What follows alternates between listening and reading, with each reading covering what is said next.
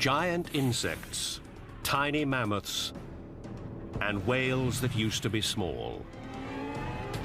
In the story of size, expectation is turned upside down. Rats are the heroes. Ants are the kings. People are getting bigger all the time. People will probably be 7 or maybe even 8 feet tall. On Evolve, size matters.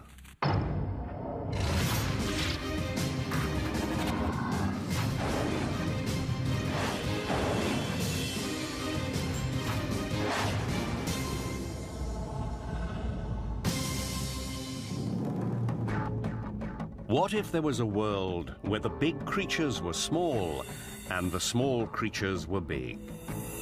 Actually, we're living in it. The sizes of different animals seem to be fixed, but in the long view of evolutionary time, they are constantly changing and full of surprises. The biggest land animal in the world today is the African savanna elephant. The largest was 13 feet tall to the shoulder and 24,000 pounds. Far smaller, of course, are the tiny ants that scamper underfoot. They weigh 1,000th of an ounce. So elephants as a group outweigh ants? No, they don't. Biomass is the sum total of the weight of a group of animals or plants. What's amazing is that the biomass of ants makes up 20% of the biomass of all other animals on the land, even though each individual ant is tiny. The biomass of ants outweighs elephants by more than 10 to 1. Elephants, 3 million tons, ants, 33 million tons. Weight, length, height. Nothing is fixed, nothing is certain. Size changes because size can determine an animal's fate. Fundamentally, for animals, size matters. It makes a difference to every interaction you have with other organisms, and it makes a difference to the way you live in your environment. It affects how much you need to feed, it affects what you can feed on, and it affects what's going to feed on you. Everything depends on size. The story of size is a series of outlandish science fiction tales. Bugs as big as birds, relatives of elephants as small as ponies. The only difference is these stories are scientific fact. I would love to have a house mammoth. Pygmy mammoths were relatives of elephants. They evolved on the Channel Islands off the coast of California. In 1994, the paleontologist Larry Agenbrod was the first to identify these fully grown, tiny mammoths. Got a phone call from Channel Islands National Park, and they explained they had a big skeleton being exposed on the island. Could I determine whether it was a mammoth or something else? Mammoths emerged about 1.8 million years ago, and some species were alive as recently as 4,000 years ago. Mammoths were larger than modern-day elephants, up to 14 feet to the shoulder. What Agenbrod discovered on the island that day was strangely smaller. At the Mammoth Site Museum in Hot Springs, South Dakota, Agenbrod compared his beasts. Here's a femur of another mammoth. It's the same femur as we got there, a right femur, but you can see that it's very small, only a fraction of the size of this big Columbian mammoth. A study of the wear and tear on the bones determined that the smaller animal was not a juvenile. It was a fully grown adult.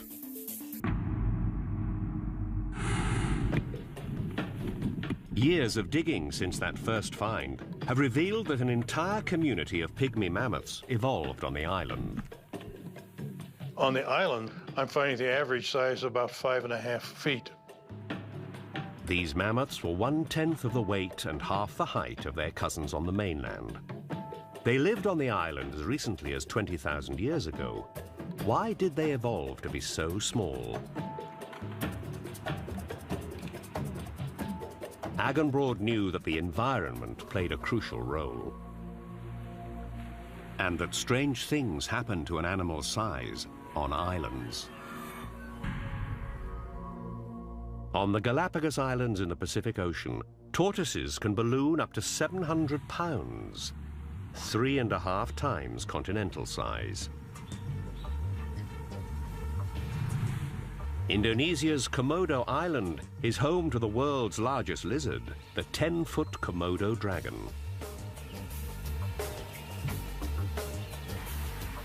These giants thrive when cut off from predators.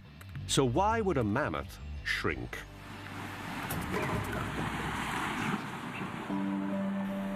Agenbrod looked at the history of the island for clues. He discovered that over time, sea levels rose. And what was once one large island with a broad coastline became 3 smaller islands of steep and craggy peaks. To survive, the huge mammoths would have had to find grass to eat higher and higher up on the steep slopes of the island's interior. And for that task, being big was a distinct disadvantage. Like a poorly designed SUV, their center of gravity was too high. I put these specimens on slopes and find that the continental mammoth could only handle about 20 to 25 degrees, whereas the pygmy mammoth was comfortable with up to 35-degree slope. Over many years, the big mammoths died out. The smaller ones survived and mated. They bred generations that became still smaller until the pygmy was all that was left. In evolutionary terms, we're looking at adaptation. So the island selects for a smaller animal capable of getting to upland pastures. Like all animals on Earth, the size of pygmy mammoths was determined by a complex cocktail of factors. On this island, food supply and the lay of the land were enough to shrink them to 1/10 of their original mass. They were able to adapt and survive until humans arrived on the scene. So I think these little beasts saw the first people arrive on the island, and the first people that arrived on the island saw a meat source that was manageable. I kind of regret the fact that we didn't have an island where nobody ever got to. They were still on Wrangel Island 3,700 years ago. That's when the Egyptians were piling rocks to make pyramids. Agenbrod hopes that although humans were a major factor in the demise of the mammoths, humans might one day engineer their return.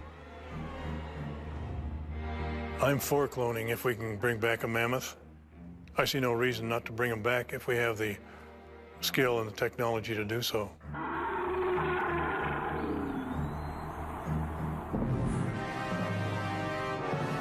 Whatever you have imagined in your wildest dreams now becomes a visual reality. This trailer for an old science fiction film shows a bee the size of a car. What's it doing? Sealing us in. Insects never got that big. But in the real world of 260 million years ago, fossil records clearly show that some insects were huge. Menonura, the ancestor of dragonflies, buzzed around with a wingspan of 3 feet. Arthroplura, the 7-feet-long crawly ancestors of millipedes. And giant mayflies, over a foot long and bigger than a blue jay. The insects of this time grew to be so large because of an excess of oxygen in the atmosphere. Now, in a lab in Arizona, the paleontologist John Vandenbrooks is working to see if he can make bugs big again.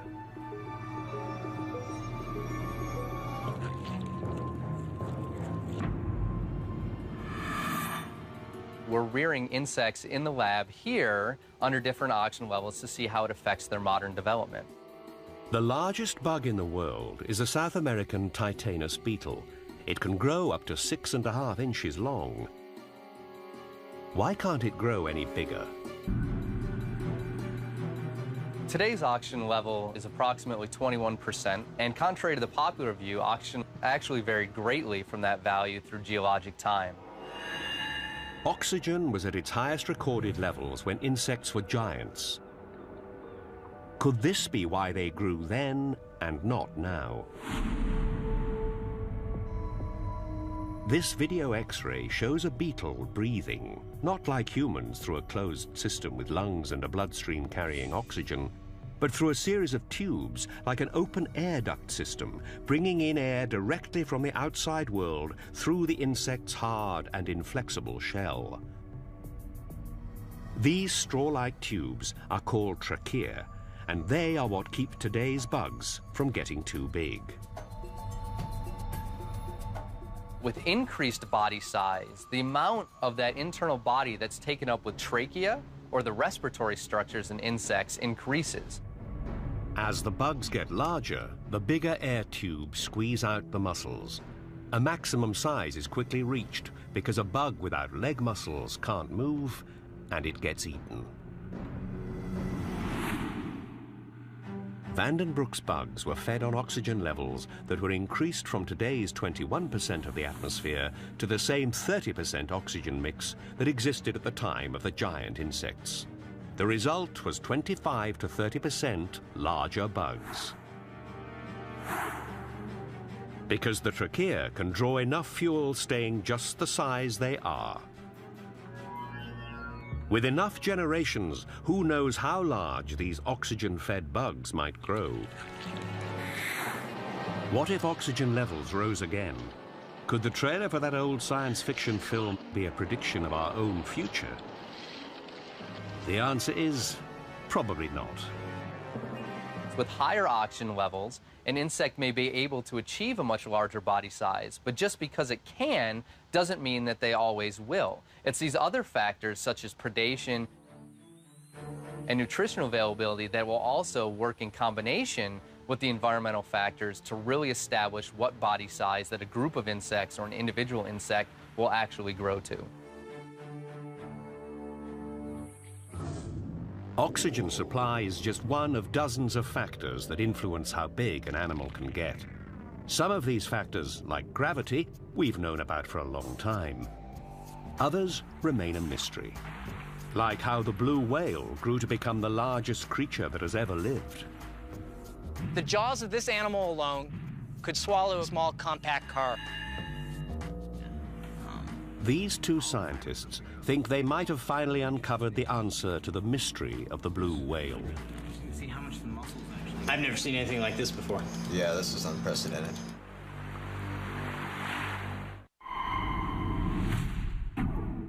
Facing the challenges of their changing environments, over time creatures have shrunk and exploded in size like the images in a distorted mirror. But there is at least one life form that has maintained the same size for 3.8 billion years. Bacteria started small and have remained that way ever since. And there's a tendency to think that bigger is better, but really being small is a pretty good trick. For bacteria, it has been an almost unrivaled story of evolutionary success.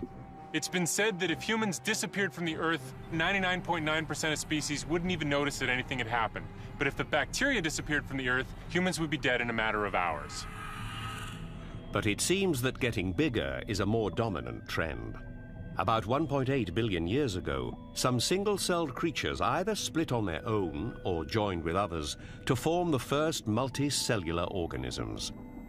They were the giants of their day, and they started a trend towards larger forms, one that would continue through time. Given a favorable set of circumstances, life tends to size up.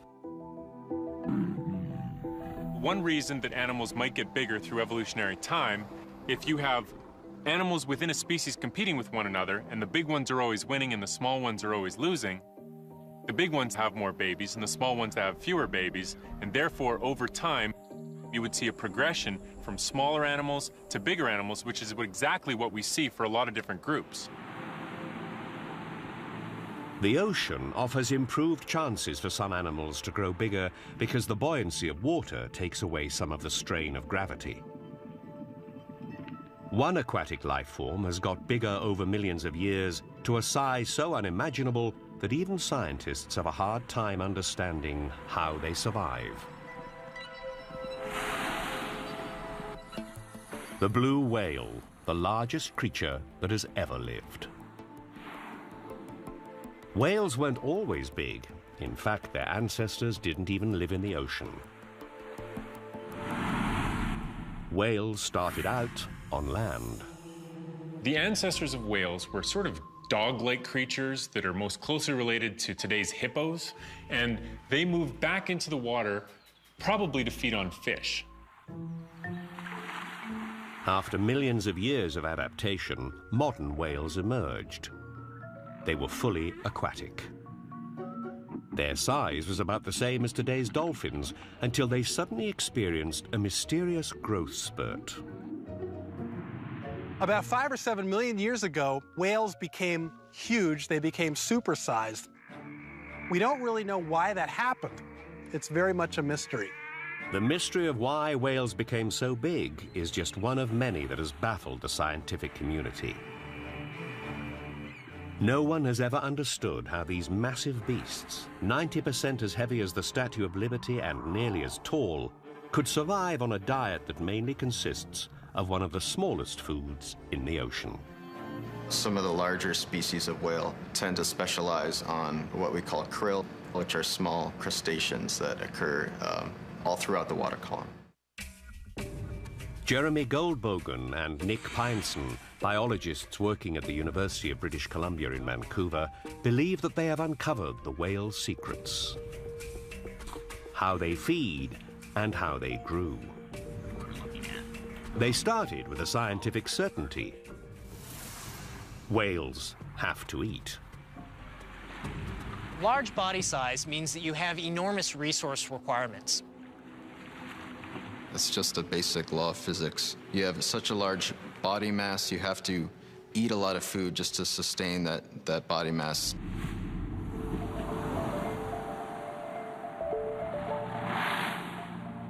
To survive, the blue whale needs a ton of food a day. It feeds on the surface of the ocean, opening wide to envelop as much as 18,000 gallons of water at once.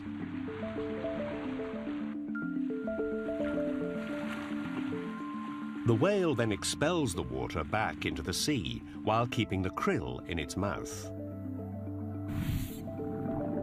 It traps the krill with a unique curtain-like wall of tough plates that dangle from the roof of its mouth, called baleen.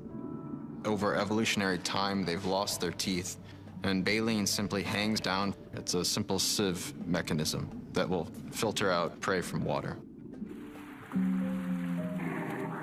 But at the surface, even with baleen, the whale only captures about 20 pounds of krill. That means it needs 100 meals a day, a seemingly impossible task.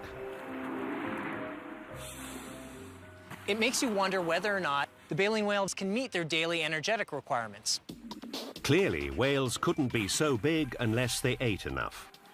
The answer had to lie in the way they got their food. Goldbogen made a breakthrough, accidentally. In 2003, he worked on a joint expedition with Scripps Oceanographic and Cascadian Research.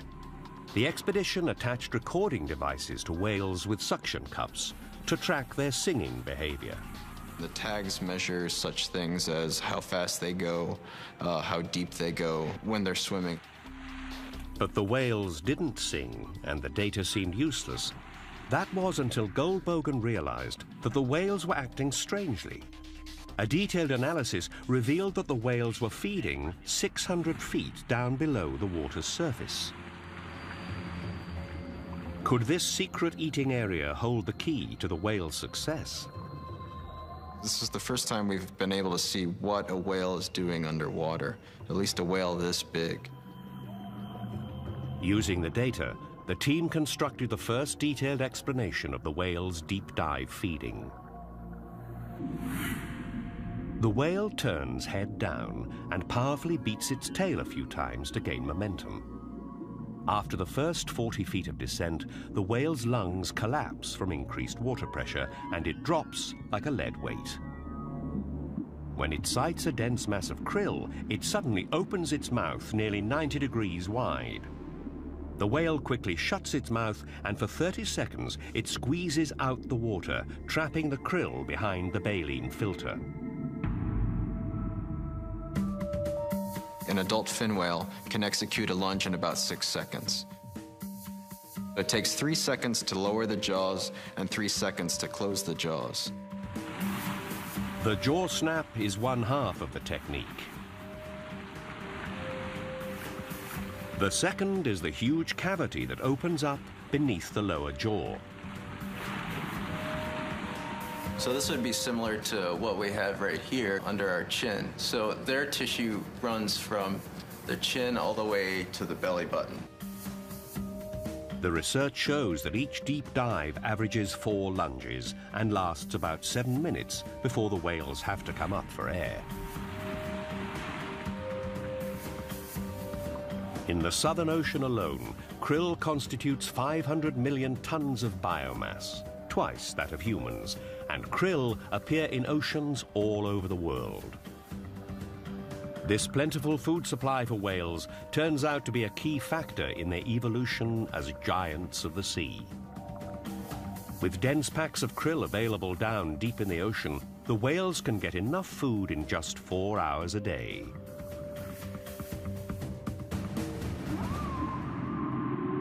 Leaving plenty of time for singing.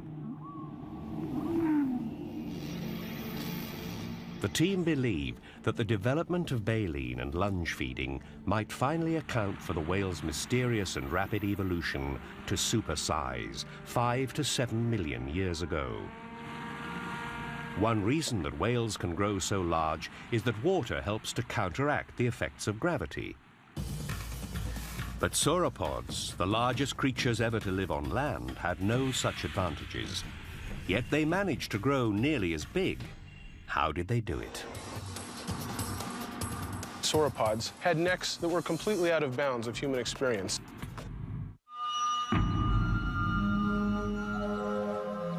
In the world of big, nothing on land has ever beaten the sauropods. A plant-eating subgroup of dinosaurs, sauropods existed 200 million years ago. They grew up to 130 feet long, nearly the length of the White House. They set all the records for land animal size and were even too big for T-Rex to attack. We don't find very much evidence of big sauropods being attacked by big predatory dinosaurs, things like Tyrannosaurus rex. Be up to 30 or 40 feet long and maybe 7 tons. And these are fearsome animals, but they're just no match for a full-grown sauropod. These beasts were so much bigger than anything else that had ever lived on land that scientists knew that a unique combination of factors must have produced them. What were the secrets of the sauropod's success? This is Brachiosaurus. This animal is 75 feet long, 45 feet tall, and weighed about 30 tons. The evolutionary biologist Matt Wadel has been working on the riddle for years. All the conditions had to be just right to produce this freak of nature. His first clue came when scientists discovered that the Earth in the age of dinosaurs was very different to our own world. Sauropods almost lived on a different planet, not separated from us in space, but in time. What made the Earth so different was the atmosphere. Recent analysis of fossil records suggests that carbon dioxide levels during the Triassic period, the beginning of the age of the dinosaurs, soared to their highest levels ever. As a result, plant growth exploded.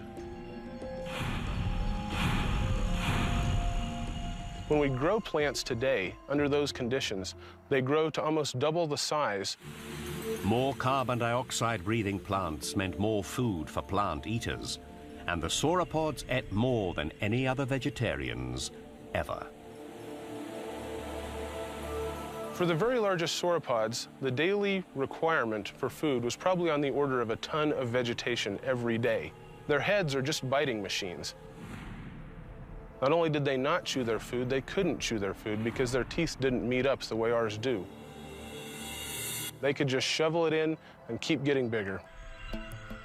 It required relatively little energy for the sauropods to eat, and this is one reason why plant eaters have the potential to get bigger than meat eaters. But as they evolved through millions of years, their growing size meant that they needed gigantic muscles to move their increasingly heavy bones, including the seemingly impossible sauropod neck. Some of these necks were 40 or maybe even 50 feet long. Now, how does an animal hold up and support and move around a neck that's so long? Today, the giraffe boasts the largest neck at 7.5 feet.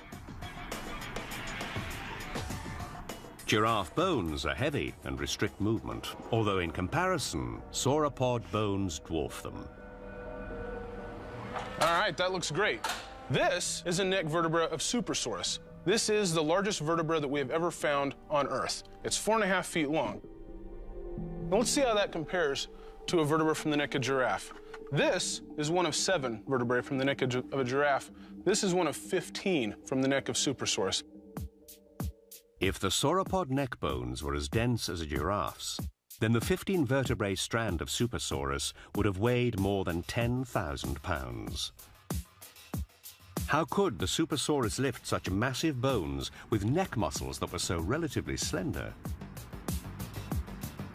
Because the bones have turned to fossilized rock, their weight in life is unknown. But Wadel learned that Brooks Britt, a graduate student at Brigham Young University in Utah, had been using scanning technology on dinosaur bones. From Diplodocus. Britt suggested that Wadel scan neck bones to see if subtle differences in the fossilized rock could reveal the bone's original structure. Nobody's probably scanned a Diplodocus vertebra that's in this good a shape. The CAT scan provided the first ever look at the interior of this 145-million-year-old Diplodocus neck bone. The different densities of rock within the bone were invisible to the naked eye. But the scanner clearly revealed that the bones in life were feather-light. There's cavities all through this. Like car tires, the bones were pneumatic. They were 60 to 70% filled with air. Wadel suspects that bones were not only light and easy to lift, but they also helped to get oxygen directly to the muscles, fed by a system of air sacs throughout the neck, similar to birds today. Sauropods were probably about 10% lighter than they would have been otherwise. Now, those effects ripple through the entire biology of the animal. You don't need as much oxygen. You can grow faster because you don't have to put on as much mass. Just because they were hollow didn't mean the neck bones weren't strong. Air-filled cavity design is widespread in engineering, from trainers to the strong neck-like framework of a construction crane arm. The material that's get replaced is not serving any structural purpose. Bighorn sheep are butting heads at very high velocities, very huge forces involved. Their horns are pneumatic, so pneumatic doesn't mean weak.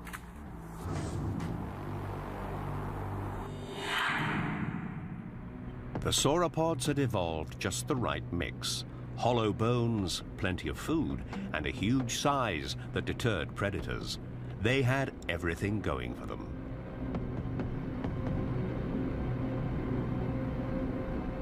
You've got dinosaurs all over the place. You have big ones, you have small ones, some of them eat meat, some of them eat plants, and everything's going just fine because they're well adapted to their environments. But then all of a sudden the rules change.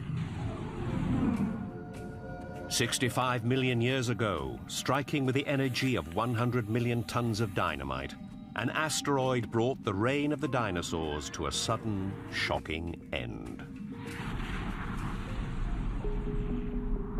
The heat pulse from the blast circled the globe and raised the temperature to 1,300 degrees Fahrenheit. Within hours, it killed the biggest dinosaurs and much more. The world was an oven set on high. The abundant vegetation was gone. All of the big animals on Earth were at a huge disadvantage because they were big. Because they needed so much food and there was so little food around, they couldn't survive. Mammals, on the other hand, found themselves at a huge advantage because they were so small.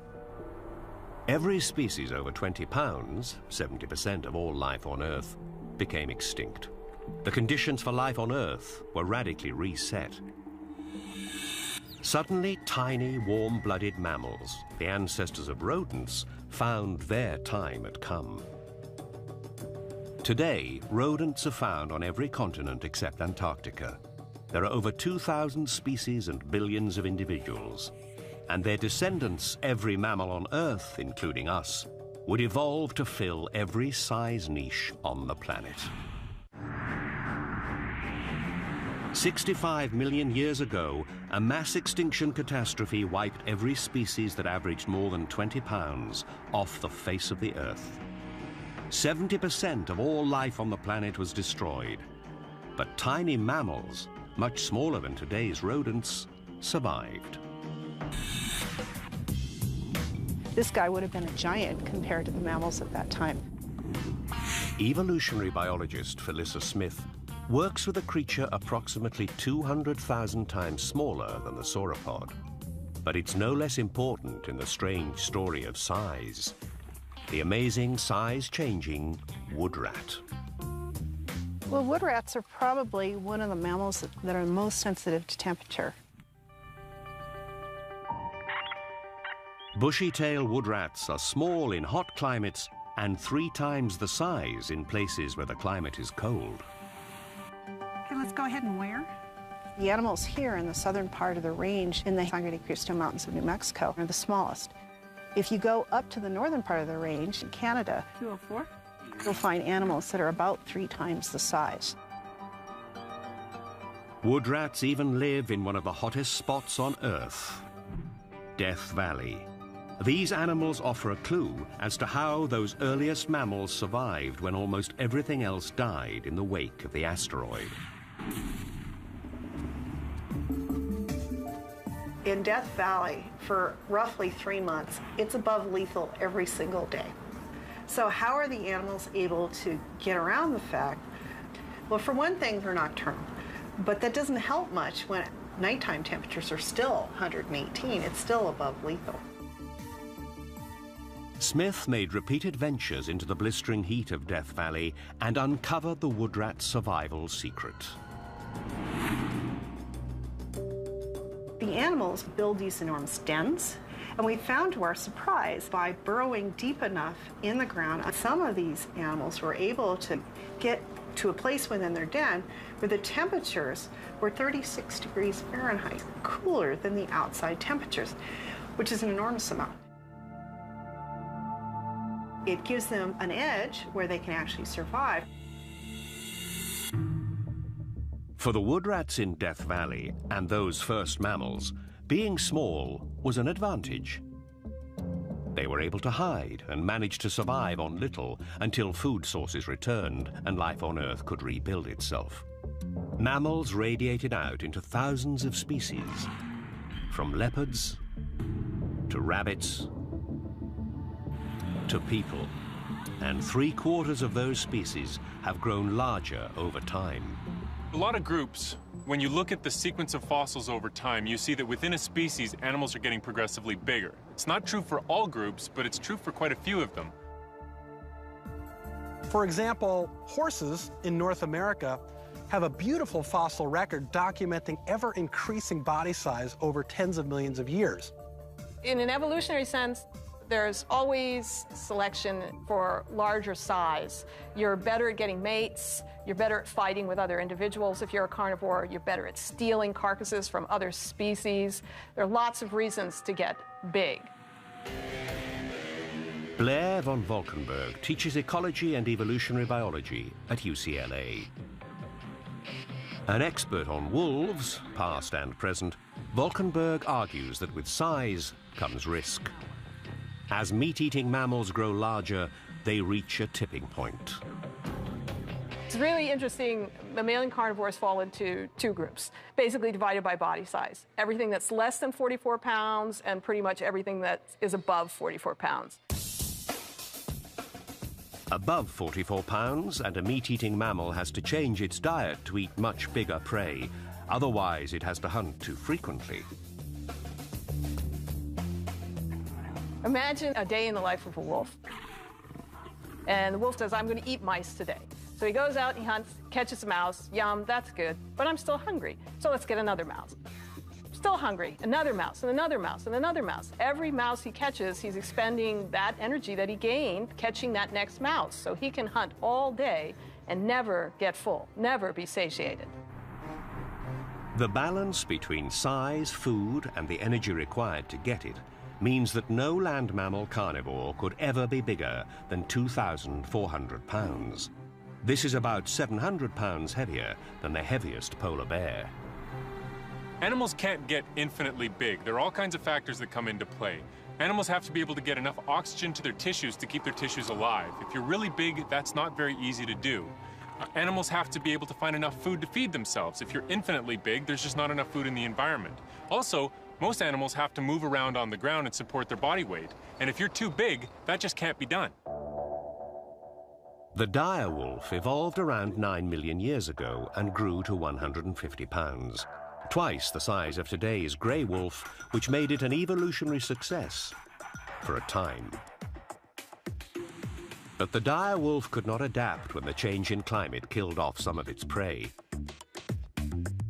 After 100,000 years of coexistence with the grey wolf, the bigger eater of the two, the dire wolf became extinct 10,000 years ago.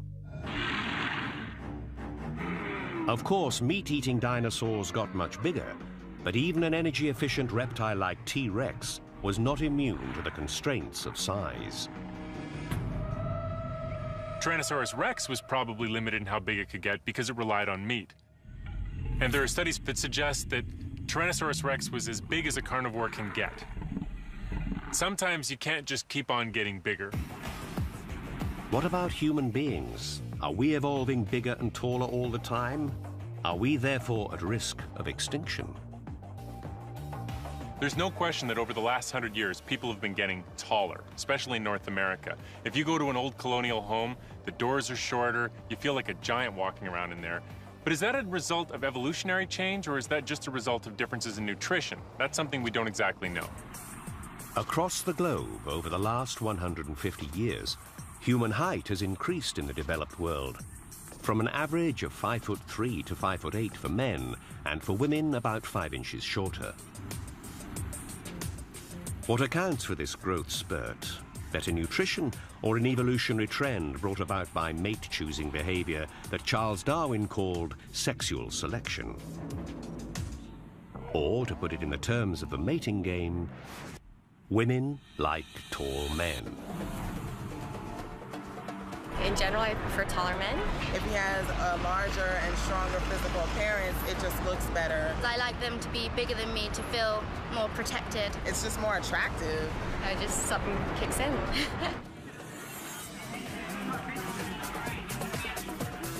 Mate preference is one of those things where people don't always have all that much insight into their own preferences.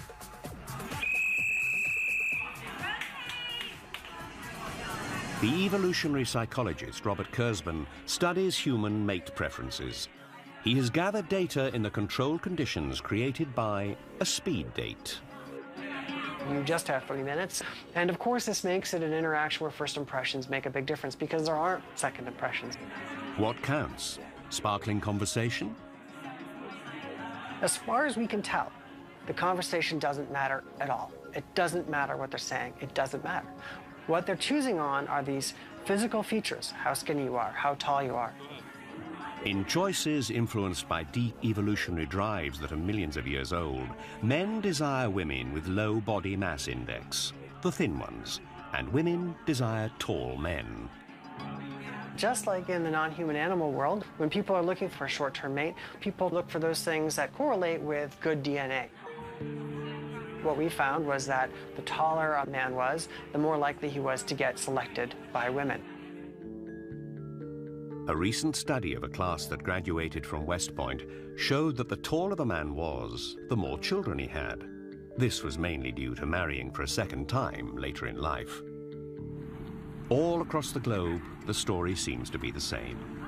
Everywhere in the world where there are people who arrange marriages, one of the criteria that's always given is that the husband should be taller than the wife. Taller individuals might be sexier in that sense. The biological anthropologist Barry Bogin has been unraveling the mystery of human growth at the University of Loughborough for over 20 years. He started with the earliest known human ancestors.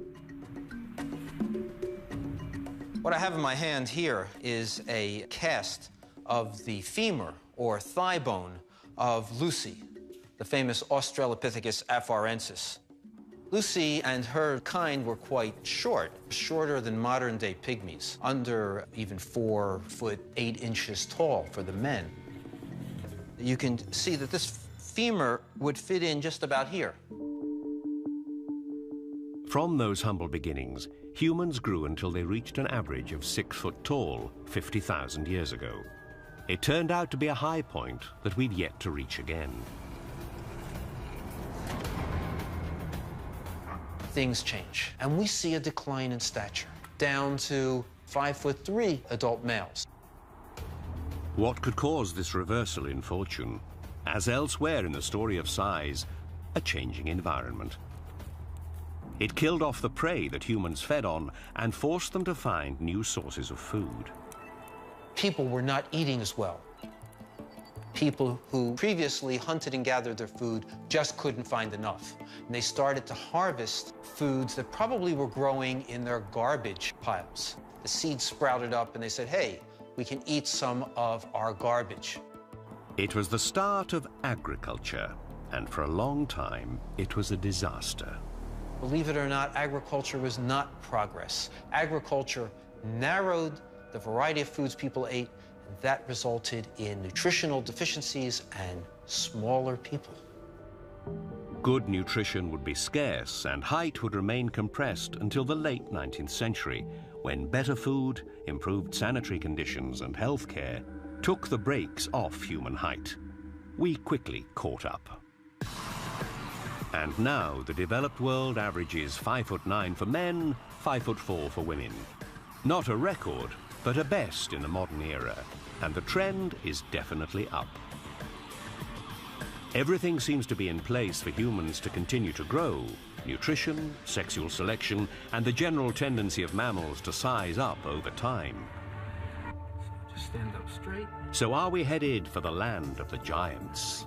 If we were to come back in 200 or 300 years, the human species would probably be 7 or maybe even 8 feet tall. It seems hard to believe, but the fact is, humans have been getting taller every generation. It's a combination of nutrition and genes, but that combination is making our entire species bigger than they were. But not everyone agrees. Will we be 7-footers and 8-footers and taller? I don't think so. There is a cap on healthy human height. Bogin points out that people over 7 foot encounter increased medical problems associated with their height. He believes that the greatest average height we can probably achieve is a healthy 6'2" for men and 5'8" for women. If I live another 100 years, you can come back and ask me if I was right or wrong. As human beings and all life on Earth moves towards the future, the factors affecting body size, from mating to predation to environment, will continue to exert their influence. They are likely to produce amazing and unexpected results as size continues to evolve.